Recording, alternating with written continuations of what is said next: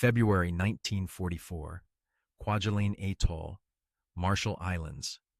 Marine demolition teams faced Japanese bunkers built into solid coral, 8 feet of reinforced concrete, steel firing slits. Naval bombardment had accomplished nothing. Artillery shells bounced off. Flamethrowers could not penetrate deep enough. Every bunker required frontal assault. Every frontal assault meant casualties.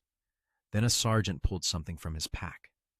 It looked like putty, gray, soft, moldable. He walked to the bunker firing slit and pressed 20 pounds of it into the opening, stepped back, detonated. The bunker exploded from inside. Walls cracked, ceiling collapsed. Defenders died instantly. Time elapsed, 3 minutes. The explosive was Composition C2. Japanese engineers who examined captured samples wrote reports stating American forces possessed demolition material that could not be stopped. 1942. American forces planned Pacific Island campaigns. Intelligence reports described Japanese fortifications, concrete bunkers, underground positions, interconnected tunnels, all designed to survive naval bombardment. Standard American explosives faced severe limitations. TNT blocks were rigid, required specific placement. Explosive charges needed exact positioning against targets. Wet conditions reduced reliability. Tropical heat degraded stability. Combat conditions made precise demolition nearly impossible. Japanese defensive strategy exploited these limitations. Build thick concrete positions. Force attackers into killing zones. Survive bombardment. Make Americans pay in blood for every yard. Tarawa demonstrated the problem. November 1943. Marines assaulted fortified positions. Standard explosives failed repeatedly. Bunkers survived multiple hits. Flamethrowers ran out of fuel. Close assault teams died in crossfire. The island cost over 3,000 casualties. Most deaths came trying to reduce positions that conventional explosives could not destroy efficiently. The problem was not explosive power. TNT worked fine when properly placed. The problem was combat placement. TNT came in rigid blocks. Blocks did not conform to irregular surfaces. Blocks could not be pushed through narrow openings. Blocks needed careful positioning for maximum effect. Combat troops under fire could not perform demolition theory. They needed explosives that worked despite imperfect placement. German forces had developed plastische Sprengstoff, plastic explosive, in the late 1930s. Moldable, stable, powerful. American intelligence obtained samples. British forces shared their research on similar compounds. American chemists at Picatinny Arsenal in New Jersey began development in 1941. The goal was simple: create explosive that worked like modeling clay but detonated with more power than TNT. The breakthrough came from mixing RDX, cyclotrimethylenitronitromine, with plasticizing agents. RDX itself was known. British chemists had refined production methods. What Americans discovered was the right combination of plasticizers, binders, and stabilizers to make RDX moldable without reducing its power. Early formulations used oils and waxes. They worked, but melted in tropical heat. Later versions incorporated synthetic plasticizers that remained stable across temperature ranges. Composition C1 appeared in early 1942. 88% RDX, 12% plasticizer. Good power, adequate moldability. Field tests revealed problems. Too stiff in cold weather. Too soft in extreme heat. Difficult to mold precisely. The formula needed refinement. Composition C2 emerged in late 1942. 88.3% RDX mixed with non-explosive plasticizing compounds including dinitrotoluene, mononitrotoluene, and nitrocellulose. The new mixture achieved perfect balance, moldable like modeling clay at any temperature. Stable in storage for months, waterproof, no degradation from humidity. Most importantly, relative effectiveness factor of 1.34 compared to TNT. That meant C2 packed 34% more destructive force than equivalent weight of TNT. The specifications proved American engineering superiority. 1 pound of C2 contained the explosive force of 1.34 pounds of TNT, moldable by hand into any shape needed, adhesive enough to stick to vertical surfaces, density 1.6 grams per cubic centimeter, detonation velocity 7,600 meters per second, operating temperature range -40 to +160 degrees Fahrenheit, could be cut with knives, could be shaped with bare hands, required blasting cap for detonation, completely safe to handle otherwise. Compare that to Japanese demolition explosives. Type 98 Special Explosive was their primary demolition charge. Rigid blocks, power equivalent to TNT, 1-to-1 ratio, no moldability, temperature sensitive, degraded in tropical humidity, required careful placement. Type 3 Landmine Explosive, similarly rigid. Neither Japanese explosive approached C2's combination of power, stability, and field usability. Production began at several American chemical facilities in early 1943. Picatinny Arsenal in New Jersey, Radford Army Ammunition Plant in Virginia, Volunteer Army Ammunition Plant in Tennessee. By mid-1943, production reached 500,000 pounds monthly. By 1944, over 1 million pounds monthly. Total wartime production exceeded 20 million pounds. If you are finding this interesting, subscribing takes a second and supports the channel. November 1943, Tarawa. First combat use came late in the battle. Marine demolition teams received C2 shipments mid-operation. Sergeant James Russell, 2nd Marine Division, used 15 pounds to destroy bunker that had survived 3 satchel charge attempts with TNT. He molded the C2 into firing slit, packed it tight, ran DEET cord, detonated. The bunker exploded so violently the blast wave knocked down Marines 30 yards away.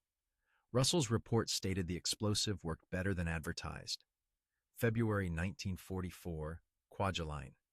Systematic use began here. 4th Marine Division demolition teams carried C2 as primary bunker reduction tool. Standard procedure developed. Approach bunker from blind side. Pack 20 to 30 pounds C2 through firing slits or ventilation openings. Insert blasting cap. Retreat to safe distance. Detonate. Results were consistent. Bunkers that survived 14-inch naval gun hits collapsed from internal C2 charges. Positions that took hours to reduce with conventional methods fell in minutes. Japanese defenders had no counter. Their bunkers were designed to stop external explosives. C2 attacked from inside. Concrete walls that deflected shells contained the blast, amplifying internal pressure. The explosion propagated through interconnected tunnels, killing defenders in adjacent positions. Japanese after-action reports captured later described American demolition teams using explosive that penetrated any defense. March 1944, Eniwetok Atoll. Marine demolition specialist Corporal Anthony DeFranco set record. 17 bunkers destroyed in one day. His technique was efficient. Mold C2 around door frames or through firing slits. Pack it tight. Detonate. Move to next position. Each bunker took 3 to 5 minutes. Japanese defenders attempted to shoot through firing slits before charges were placed. DeFranco molded C2 onto the ends of long poles, pushed charges through firing slits from protected angles. Bunkers exploded before defenders could react. April 1944. Army Corps of Engineers received C2 for European theater demolition work, bridge demolitions, obstacle clearing, fortification reduction. Engineers reported advantages over standard TNT charges, better packing into irregular spaces, more efficient use of explosive weight, reliable detonation in wet conditions. One report from France stated 5 pounds C2 accomplished what 10 pounds TNT barely achieved. June 1944, Saipan. Japanese forces built their strongest defenses yet. Cave systems, interconnected positions, deep bunkers. Marine and Army demolition teams used C2 exclusively. They developed specialized techniques. Pour explosive into cave openings like thick paint, mold charges around coral outcroppings, pack bunker ventilation shafts solid with C2. The explosive conformed to any surface, filled any gap. Detonation sent shockwaves through entire cave systems, killing defenders 50 yards from the actual charge. Combat effectiveness analysis performed in 1945 compared C2 to standard demolition methods. Time to destroy typical Japanese bunker with conventional explosives, 20 to 30 minutes average. Time with C2, 3 to 5 minutes. Casualties per bunker reduced from 2.3 Marines, killed or wounded, to 0.4. Explosive weight required dropped from 50 pounds, conventional, to 25 pounds. C2. Every measurement favored the plastic explosive. Japanese intelligence obtained samples from captured demolition packs. Engineers analyzed the composition.